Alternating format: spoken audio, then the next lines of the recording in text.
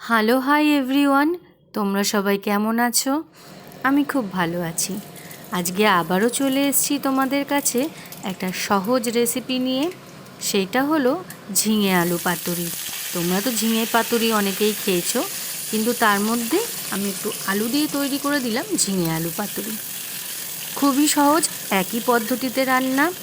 ঝিঙে আর আলু দুটোই লম্বা লম্বা করে কেটে নেব।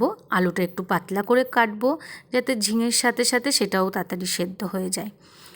এবং সেটা কড়াইতে গরম তেলে আমি কালো জিরে ফোড়ন দিয়ে তাতে ঝিঙে আলু আর চেরা কাঁচা লঙ্কাগুলো দিয়ে দেব।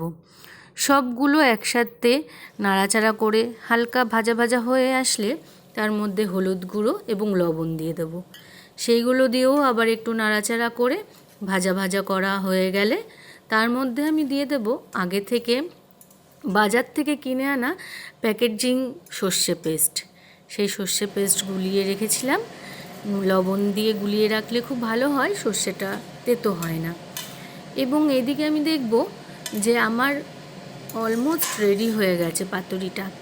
সেই জন্য আমি সামান্য চিনি দিয়ে সেটাকে একটু ঢেকে দেব। ঢাকাটা দেওয়ার কারণ হলো আলুটা যাতে আর একটু সেদ্ধ হয়ে যায়।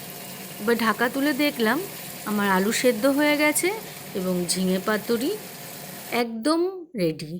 ঝিঙে আলু পাতুরি দারুণ টেস্টি হয়েছে। একবার বানিয়ে দেখো কিন্তু তোমরা।